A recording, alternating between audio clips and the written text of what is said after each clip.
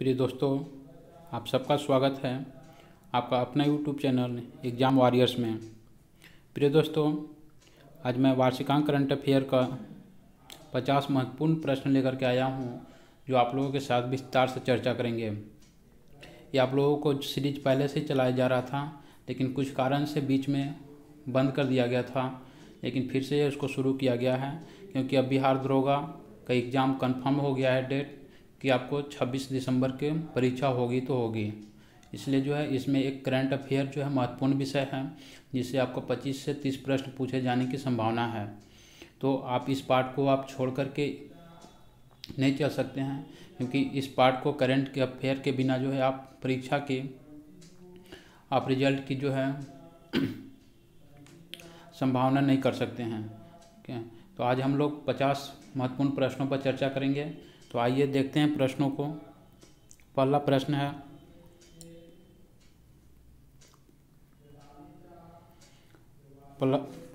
है, Tokyo Olympic के संचालन समिति के अध्यक्ष के रूप में किसे नियुक्त किया गया है। तो इस बार देखे होंगे टोक्यो ओलंपिक की बात करें तो टोक्यो ओलंपिक इस बार जो है आपको जापान में 2020 में आयोजित होना था, लेकिन कोरोना वायरस के चलते 2021 में इसको किया गया।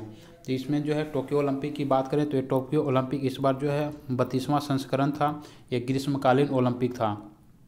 इसका अध्यक्ष पूछा जा रहा है कि समिति के अध्यक्ष कौन थे। तो इसके अध्यक्ष थे शिको हाशिमोतो। ऑप्शन नंबर 3 सही है।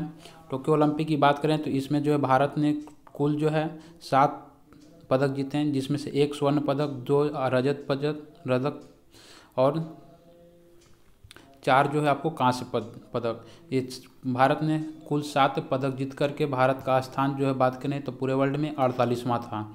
इसमें जो टोक्यो ओलंपिक में बात करें तो टोक्यो ओलंपिक में भारत की ओर से पहला पदक जो है मीराबाई चानू के द्वारा जीता गया था, जिनका संबंध वेट लिफ्टर से है।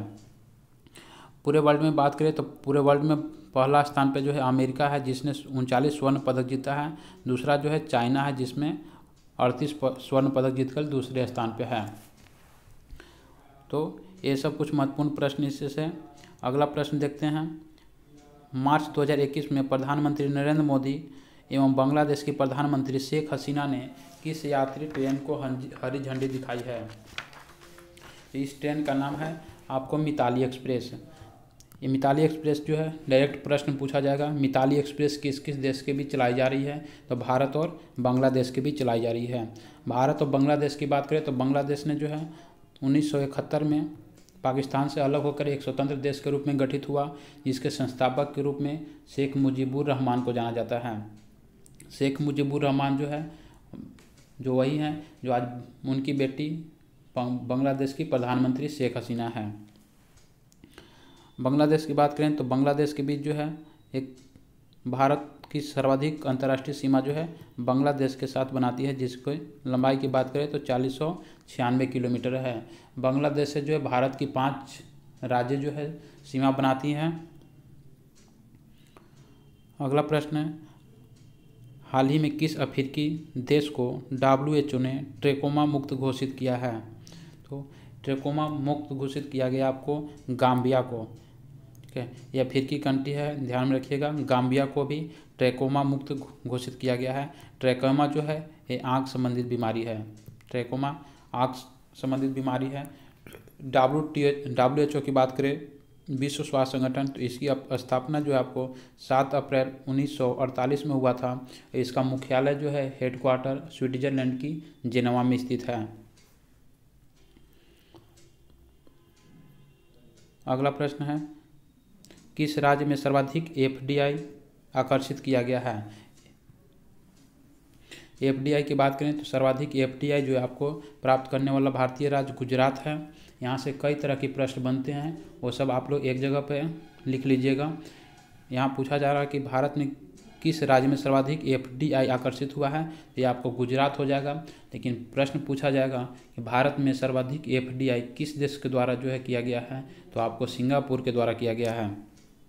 जबकि पूरे वर्ल्ड में बात करें, पूरे वर्ल्ड में जो है किस देश में FDI सर्वाधिक हुआ है, तो आपको चीन में हुआ है। तो यहाँ से 3-4 प्रश्न हैं। सर्वाधिक FDI वाला राज्य पूछेगा गुजरात, भारत में सर्वाधिक एफडीआई किस देश से प्राप्त हुआ है? तो सिंगापुर से प्राप्त हुआ है। पूरे वर्ल्ड में किस देश में सबसे ज़्यादा एफडीआई प्राप्त हुआ है? तो वो चीन में प्राप्त हुआ है। नमस्ते योग ऐप निम्नलिखित में से किस मंत्रालय द्वारा लॉन्च किया गया है? नमस्ते योग ऐप किस मंत्रालय के द्वारा किया गया है? तो ये आपका एक नया मंत्रालय जो गठित किया गया था, जिसका नाम है आयुष मंत्रालय द्वारा किया गया है। आयुष मंत्रालय की बात करें तो आयुष मंत्रालय के मंत्री हैं आपको सर्बानंद सोनोवाल, जो कि असम के पूर्व मुख्यमंत्री रह चुके हैं। अगला प्रश्न है, एनीमिया मुक्त भारत सूचकांक 2020-21 की रैंकिंग में किस राज्य को प्रथम स्थान प्राप्त हुआ है? तो एनीमिया मुक्त जो है इसमें जो प्रथम स्थान प्राप्त हुआ है आपको मध्य प्रदेश को प्राप्त हुआ है। तो कहने का मतलब एनीमिया में जो है सबसे अच्छी जो है काम जो किया है वो मध्य प्रदेश किया है। और एनीमिया जो होती है किसके कारण कमी के कारण होती है? तो ये आपको रक्त में आयरन लौ तत्वों की कमी के कारण से एनीमिया नामक रोग होती है। मध्य प्रदेश की बात करें तो यहाँ विधानसभा सीटों की संख्या 230 है। यहाँ पे वर्तमान में मुख्यमंत्री शिवराज सिंह चौहान हैं, जिनका संबंध भारतीय जनता पार्टी से है। यहाँ के राज्यपाल की बात करें तो यहाँ के राज्यपाल हैं अभी मंगूभाई छंगूभाई पटेल हैं। इससे संबंधित और जो है प्रश्न पूछा जाएगा अभी जो है आपसे टीबी मुक्त पूछा जाएगा। टीबी मुक्त भारत का पहला राज्य, तो आपका इसको कमेंट करके आप लोग बताइए टीबी मुक्त होने वाला भारत का पहला राज्य कौन सा है। हाल ही में फुटबॉल एसोसिएशन की पहली महिला अध्यक्ष के रूप में किसे चुना गया है? तो फुटबॉल एसोसिएशन की जो है चुना गया है आपको डेबी हैविट को।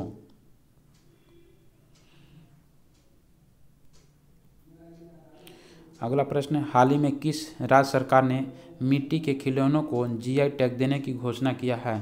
तो जीआई टैग दिया गया आपको तमिलनाडु सरकार द्वारा।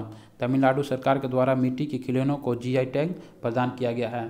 साथ साथ जो है तमिलनाडु सरकार ने यहाँ पे जितने भी मंदिर में, तमिलनाडु के जितने भी मंदिरों में सोना थे उन सभी को पिघलाने की भी घोषणा की है। तमिलनाडु की बात करें तो तमिलनाडु में जो है यहाँ पे विधानसभा सीटों की संख्या 234 है। यहाँ के मुख्यमंत्री अभी हाल ही में नए मुख्यमंत्री बने हैं, जिनका नाम है एम.के. स्टालिन। इनकी राजनीतिक पार्टी की बात करें तो इनकी राजनीतिक पार्टी का नाम है डीएमके, जिसका फुल फॉर्म की बात करें तो जिसका फुल फॉर्म है द्रविड़ मुनेत्र कड़गम। इनके चुनाव चिन्ह जो है उगता हुआ सूर्य है।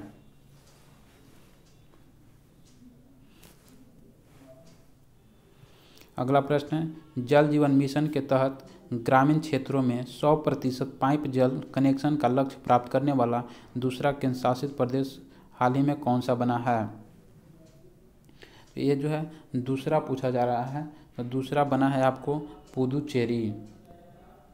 पहला की बात करें तो पहला जो है हर घर नलों से जल पहुंचाने वाला पहला राज्य था गोवा, जो कि सभी घरों तक सबसे पहले जो है नल से जल पहुंचाने का कार्य किया है।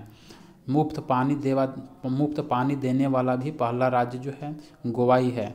गोवा की बात करें तो गोवा के जो है मुख्यमंत्री जो है प्रमोद सावंत हैं। यहाँ विधानसभा सीटों की संख्या 40 निर्धारित की गई है।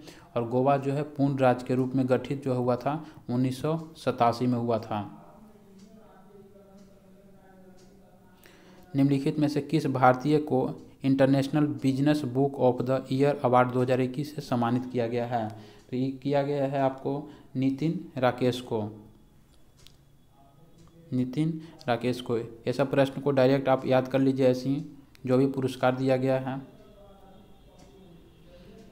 अगला प्रश्न है, निम्नलिखित में से किस राज्य सरकार ने स्मार्ट किचन योजना की शुरुआत की है? स्मार्ट किचन योजना की शुरुआत आपको केरल सरकार के द्वारा किया गया है।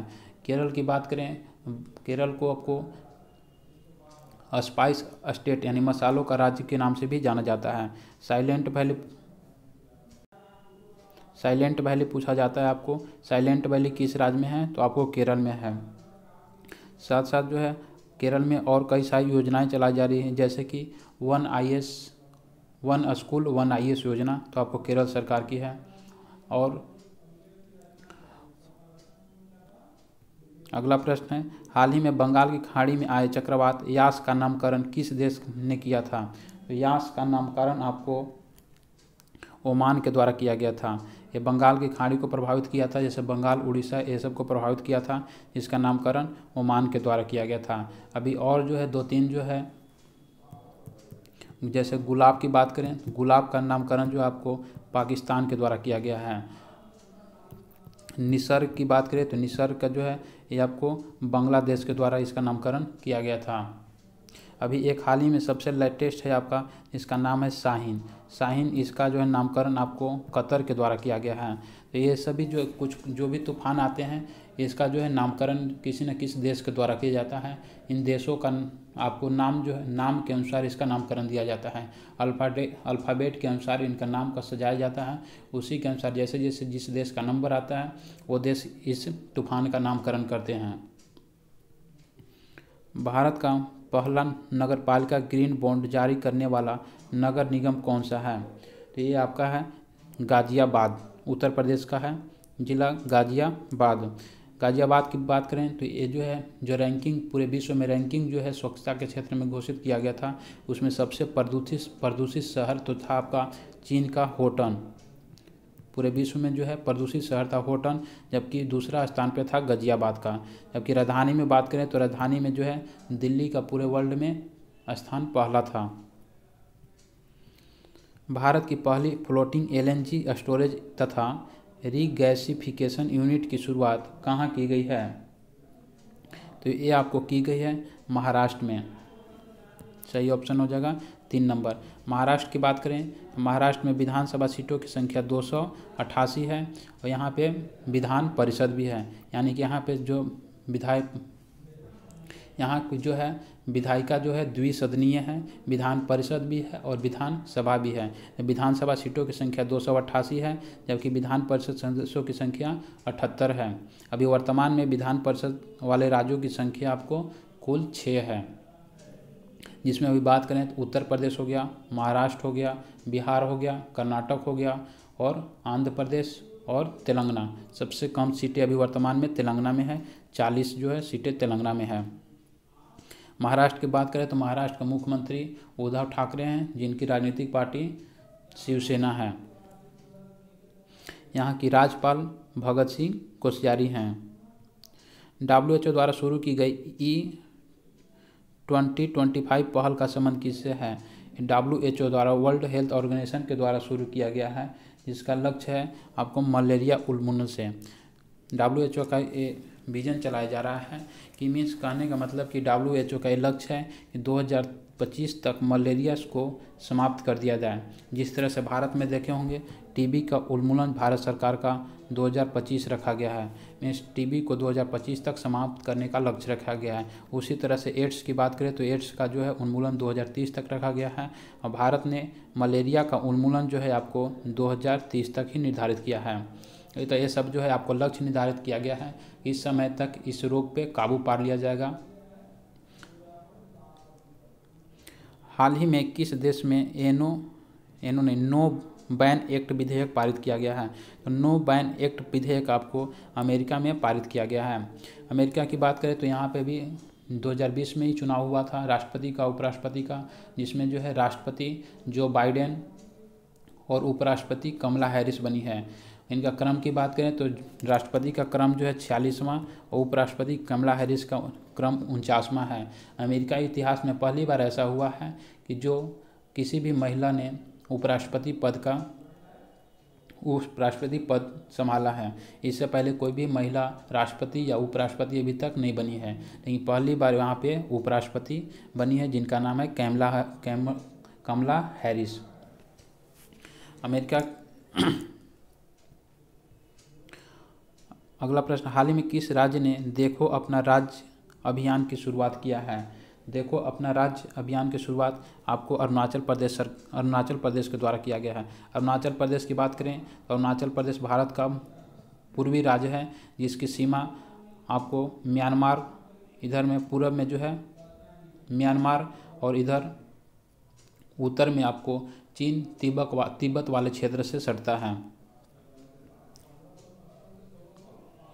हाल ही में जेंडर और चाइल्ड बजट पेश करने वाला देश का पहला राज्य कौन सा बना है?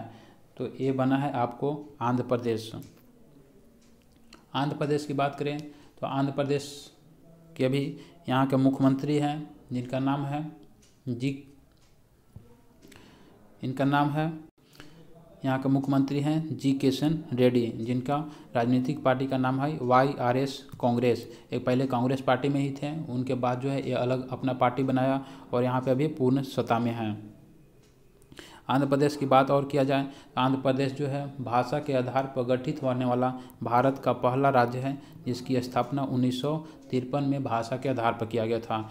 आंध्र प्रदेश को गठित करने में एक नाम आता है पुट्टू राममुल्लू, जिन्होंने 1952 में 58 दिन की आमरण अनशन की और 1952 में ही इनकी 58 दिन की आमरण अनशन के बाद मृत्यु हो गई, जिसके कारण मजबूरी में जवाहरलाल नेहरू को भाषा के आधार पर आंध्र प्रदेश को गठित किया गया। इसके बाद जो है भाषा के आधार पर कई राज्यों का गठन किया गया। जैसे 1960 में आपको महाराष्ट्र गुजरात दोनों अलग किया गया। 1966 में आपको पंजाब हरियाणा जो है पंजाबी भाषा और हिंदी भाषा के आधार पर किया गया। तो इसे फिर बाद में जाकर के कई राज्यों का जो है पुनर्गठन किया गया। तो पहला जो है पूछा जाएगा आपको तो भाषा के आधार पर गठित होने वाला राज्य तो आपको आंध्र प्रदेश है। किस राज्य सरकार ने पहला ह्यूमन मिल्क बैंक खोलने की घोषणा की है? ह्यूमन बैंक खोलने की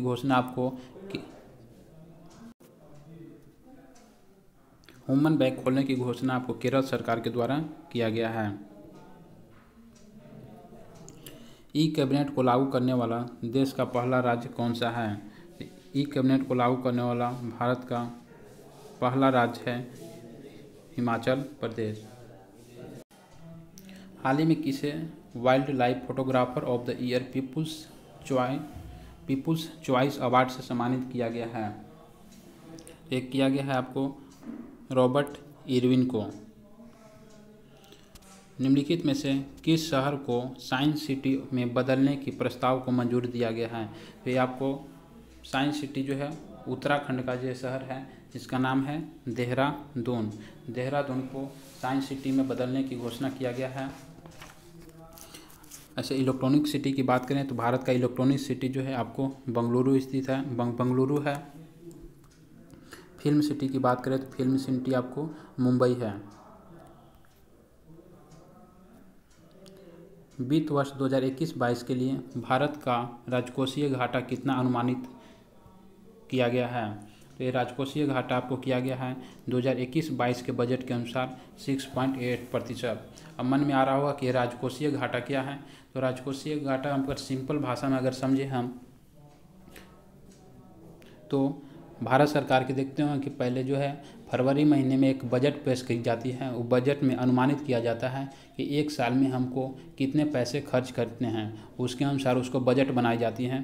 तो इस बार का जो बजट था वो लगभग 34 लाख करोड़ रुपए का कुछ बजट था, जिसमें से भारत की जो है आय की बात करें तो भारत की आय जो थी वो 17 लाख करोड़ के आसपास थी। तो ये दोनों के जो बीच गैप जो होता है मीन्स भारत सरकार की खर्च कितना है 34 लाख करोड़ और इसकी आय कितनी है 17 लाख करोड़। ये 17 लाख करोड़ और रुपए आएंगे कहाँ से? ये दोनों के बीच का जो गैप होता है इसी को राजकोषीय घाटा बोला जाता है। तो ये 17 लाख करोड़ रुपए जो है भारत सरकार एक साल में कमाएगी और खर्च करेगी कितना 34 लाख करोड़। ये 17 लाख जो आएगा ये कहाँ से आएगा? तो इसको प्राप्त करने का कई सारे स्रोत होते हैं। जैसे आप सरकार जो है इसमें जो है कुछ लोन भी लेती है, इसके साथ साथ जो है सरकार जो है कुछ जैसे रेलवे सबको पट्टा पर दे करके जो है बेच करके कुछ संपत्तियों को बेच करके जो है प्राप्त करने का लक्ष्य रखा है। तो राजकोषीय घाटा मुख्य रूप से हम समझेंगे कि सरकार का खर्च और व्यय दोनों के बीच का जो अंतर होता है उसी को हम राजकोषीय घाटा कहते हैं। तो 2021-22 में जो है राजकोषीय घाटा का अनुमान जो है 6.8% रखा गया है। हाल ही में किस राज्य सरकार द्वारा प्रज्ञान भारती और भाषा गौरव नाम की 2 योजनाएँ शुरू की गई है? तो ये शुरू की गई है आपको ये शुरू की गई है असम सरकार के द्वारा की गई है। असम की बात करें तो यहाँ के अभी नए मुख्यमंत्री बने हैं जिनका नाम है हेमंत बिस्व शर्मा। बिहार के मुख्यमंत्री की बात करें तो यहाँ के मुख्यमंत्री नीतीश कुमार, राज्यपाल फागू चौहान, झारखंड के मुख्यमंत्री हेमंत सोरेन जिनका राजनीतिक पार्टी है पश्चिम बंगाल के मुख्यमंत्री जो कि तीसरी बार बनी है ये ममता बनर्जी हैं। माउंट अन्नपूर्णा को फतह करने वाली पहली भारतीय महिला पर्वतारोही कौन बनी है? तो पहली बनी है जिनका नाम है प्रियंका मोहिते।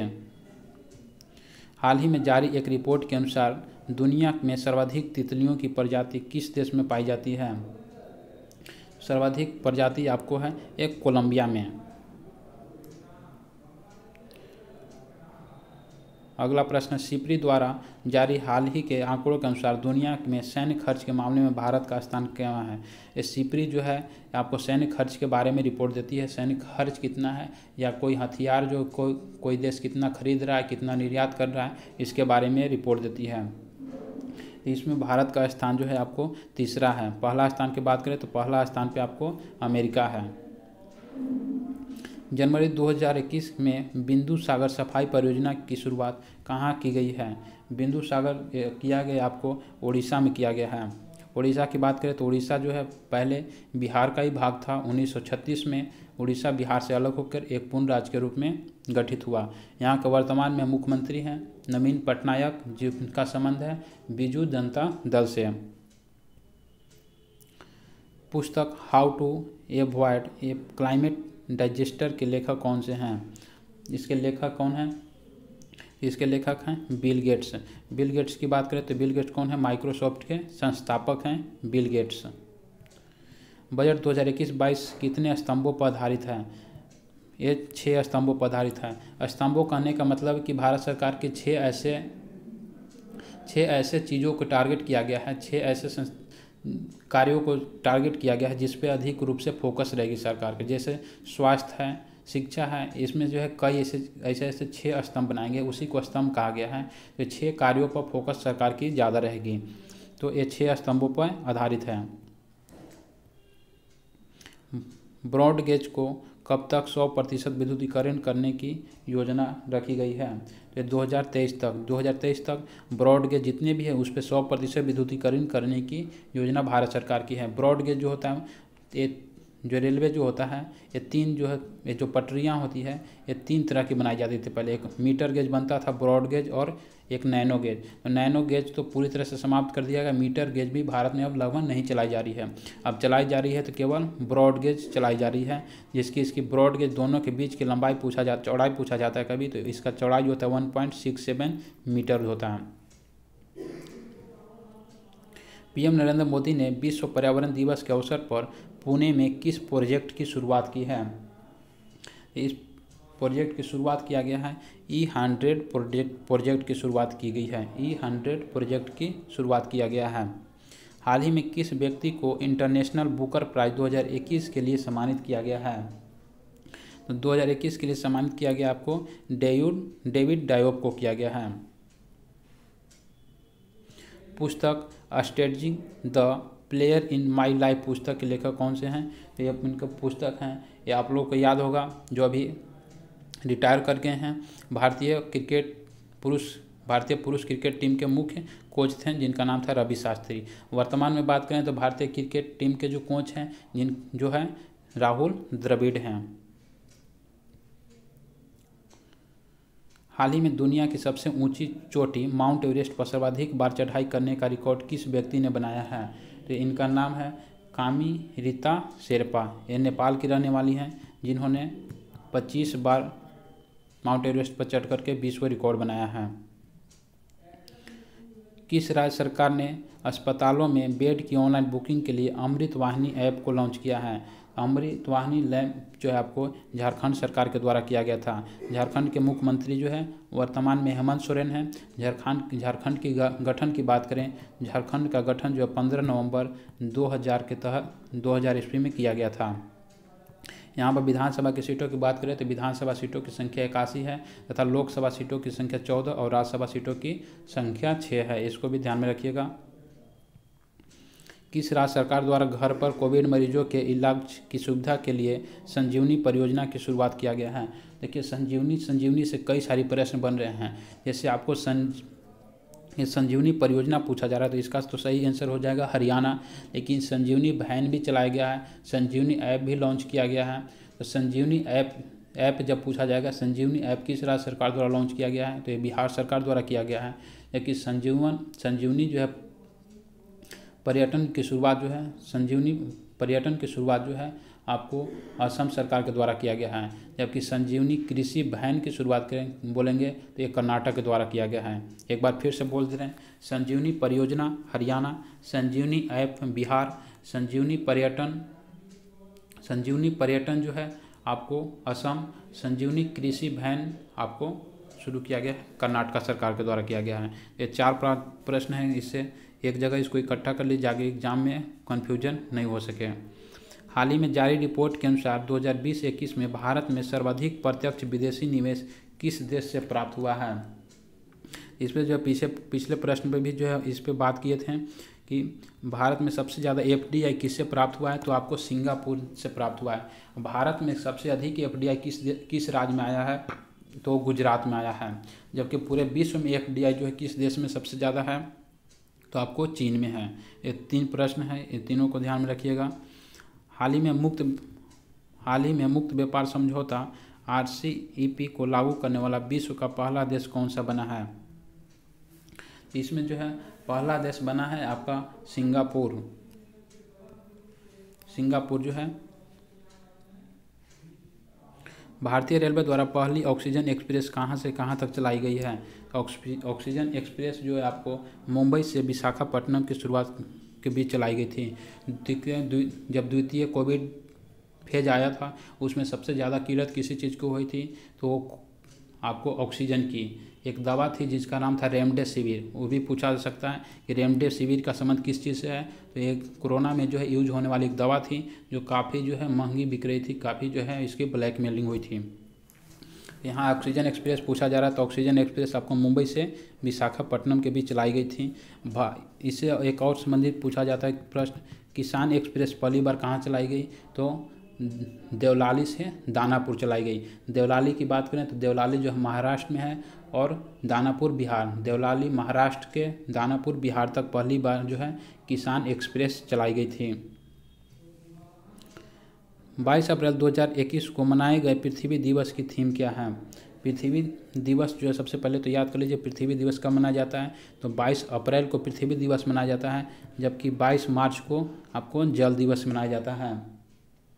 तो इस बार का थीम क्या है, रीस्टोर आवर अर्थ 2021 पृथ्वी दिवस का थीम है। हाल ही में चुनावी बॉन्ड दाता का नाम घोषित करने वाली पहली राजनीतिक पार्टी कौन सी है। ये राजनीतिक पार्टी है जिसका नाम है JAM, झारखंड मुक्ति मोर्चा। ये आपको झारखंड मुक्ति मोर्चा झारखंड का जो पार्टी है जिसके मुख्यमंत्री अभी है हेमंत सोरेन। आम आदमी पार्टी की बात करें तो आम आदमी पार्टी की स्थापना आपको 26 नवंबर 2013 को किया गया था, जिसमें अन्ना हजारे, आपको मुख्यमंत्री अरविंद केजरीवाल, इस तरह के बहुत सारे नेता थे। JDU की बात करें तो ये जो है JDU जो बिहार की राजनीतिक पार्टी है और इसकी चुनाव चिन्ह तीर छाप है।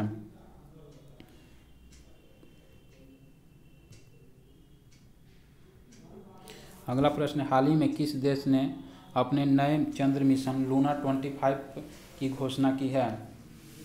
तो लूना 25 जो है लूना सीरीज का जितने भी जो है आएगा चीज़ें, आपको इससे पहले भी लूना सीरीज का जो है कई सारी प्रक्षेपण यान जो है भेजी जा चुकी है। ये लूना जो है आपको रूस का है। हाल ही में की गई घोषणा के अनुसार भारत का पहला आंधी तूफान अनुसंधान परीक्षण केंद्र किस राज्य में स्थापित किया जाएगा। 21 राज्य में, तो आपको आंधी तूफान केंद्र उड़ीसा में स्थापित किया जाएगा। साथ साथ उड़ीसा सरकार ने सभी इंजीनियरिंग कॉलेजों में जितने भी इंजीनियरिंग कॉलेज हैं उन सभी इंजीनियरिंग कॉलेजों में प्रथम सेमेस्टर यानी प्रथम ईयर के जितने भी जो है इंजीनियरिंग स्टूडेंट होंगे उनकी सिलेबस में भी आंधी तूफान ये सब चीज़ें से संबंधित जो है आपदा से संबंधित जो है विषय वस्तु उसमें पढ़ने के लिए शामिल किया है। तो प्रश्न पूछा जाएगा कि आपदा से संबंधित जो है किस राज्य सरकार ने अपने इंजीनियरिंग कॉलेजों के पाठ्यक्रम में शामिल किया है, तो आपको उड़ीसा सरकार के द्वारा शामिल किया गया है। किस भारतीय बल्लेबाज को जनवरी के ICC player of the month award 2021 से सम्मानित किया गया है। ये सम्मानित किया गया है भारतीय विकेट कीपर हैं ऋषभ पंत। देखिए ये जो है इसलिए महत्वपूर्ण हो सकता है प्रश्न कि ये तो आपको आईसीसी के द्वारा हर एक मंथ में दिया जा रहा है। हर एक मंथ में जो क्रिकेटर जो है अच्छा परफॉर्मेंस करता है उसको ये अवार्ड दिया जाता है। लेकिन ये जो है ऋषभ पंत को जो है पहली बार दिया गया, इसे 2021 में ही ये अवार्ड शुरू किया गया है और शुरुआत में ही पहली बार दिया गया था ऋषभ पंत को, इसलिए एक प्रश्न इम्पोर्टेंट हो सकता है, पूछा जा सकता है। ई पंचायत पुरस्कार 2021 के तहत किस राज्य को प्रथम स्थान प्राप्त हुआ है? ई पंचायत पुरस्कार जो है मैं अभी सबसे प्रथम स्थान जो है आपको उत्तर प्रदेश का है। उत्तर प्रदेश की बात करें, उत्तर प्रदेश जो है भारत का सबसे बड़ा जनसंख्या के क्षेत्रफल में राज्य है। जनसंख्या के क्षेत्रफल में सबसे बड़ा राज्य जो है उत्तर प्रदेश है, जबकि क्षेत्रफल की दृष्टि से बात करेंगे तो सबसे बड़ा राज्य राजस्थान है। उत्तर प्रदेश में 2022 में भी चुनाव होने वाले हैं। वर्तमान में यहाँ के मुख्यमंत्री हैं भारतीय जनता पार्टी के, जिसका नाम है योगी आदित्यनाथ, और यहाँ के राज्यपाल हैं आनंदीबेन पटेल। उत्तर प्रदेश की बात करें तो यहाँ विधानसभा सीटों की संख्या 403, विधान परिषद सदस्यों की संख्या 99 तथा लोकसभा की बात करें तो 80 तथा राज्यसभा सीटों की संख्या 32 है। 32 नहीं 31 है। हाल ही में टीबी मुक्त घोषित होने वाला देश का पहला राज्य केंद्र शासित प्रदेश कौन सा है?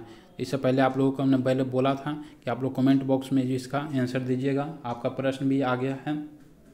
तो टीबी मुक्त होने वाला पहला राज्य केंद्र शासित प्रदेश जो है लक्षद्वीप था। लक्षद्वीप की बात करें तो लक्षद्वीप जो है अरब सागर में स्थित भारत का द्वीप है। इसमें मुख्य रूप से 36 छोटे छोटे द्वीप मिलकर के लक्षद्वीप का निर्माण हुआ है।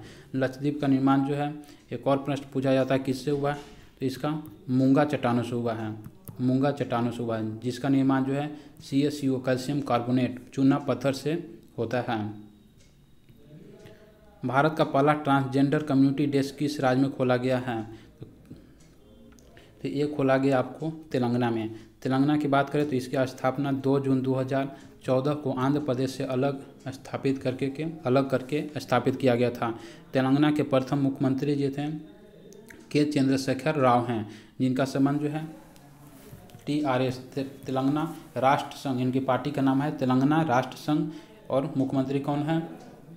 के चंद्रशेखर राव। इनका चुनाव चिन्ह की बात करें तो चुनाव चिन्ह इनका जो है पार्टी का कार छाप है, जो कि तेलंगाना जब से गठित हुआ है तब से मुख्यमंत्री जो तेलंगाना के वही हैं, वर्तमान में भी मुख्यमंत्री अभी वही हैं। तेलंगाना में जो है यहाँ विधानसभा की बात करें तो विधानसभा सीटों की संख्या 119 है।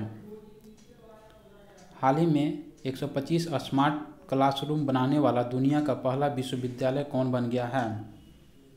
तो ये आपको बन गया है BHU, जिसको हम लोग BHU बनारस हिंदू यूनिवर्सिटी, बनारस हिंदू विश्वविद्यालय की स्थापना जो आपको मदन मोहन मालवीय के द्वारा किया गया था। अंतिम प्रश्न है आज का, अफ्रीका की सबसे ऊंची चोटी माउंट किलिमंजारो पर चढ़ाई करने वाला विश्व का सबसे युवा पर्वतारोही कौन बना है? तो ये है आपको विराट चंद्रा। माउंट किलिमंजारो जो है प्रश्न पूछा जाता है, माउंट किलिमंजारो जो है ये पर्वत कहाँ की है? तो अफ्रीका की है। अफ्रीका महादेश की सबसे ऊंची चोटी भी है माउंट किलिमंजारो, जिस पे चढ़ने वाले सबसे युवा पर्वतारोही हैं विराट चंद्रा। तो दोस्तों ये आज के 50 महत्वपूर्ण प्रश्न थे। अब जो है ये वीडियो जो है रेगुलर जो है चलेगा आगे तक, जब तक जो है प्रश्न जो है मैंने जितना सिलेक्ट किया है वो सभी प्रश्नों को आप लोग को नहीं करा देता हूँ। तो दोस्तों ये वीडियो आप लोगों को कैसा लगा? अगर अच्छा लग रहा है तो आप लोग शेयर और लाइक ज़रूर करें। साथ ही साथ आप कमेंट बॉक्स में इस वीडियो के बारे में रिप्लाई ज़रूर करें कि ये वीडियो कैसा लगा। तो धन्यवाद दोस्तों, फिर मिलते हैं कल अगले वीडियो में। आप लोग इस चीज़ को बनाए, आप लोग को PDF भी दे दिया गया है, आप लोग इसको पहले बना सकते हैं, उसमें जो है आप आंसर मिला सकते हैं कि आप लोगों को कितना सही हो रहा है। क्योंकि ये जो भी करंट अफेयर है आपको 1 महीने 2 महीना का नहीं करंट अफेयर है, पूरे 1 साल का, पीछे जनवरी से लेकर के अभी अक्टूबर नवंबर तक का जो है करंट अफेयर है। इस जो भी सीरीज कराया जा रहा है ये 50 प्रश्न है, तो 1 महीने का नहीं है, वो टोटल 12 महीना 10 महीना का मिला करके इतना प्रश्न बनाया गया है। तो आप लोग बनाइए, इसको देखिए कि हम कितना सही कर पा रहे हैं। धन्यवाद दोस्तों।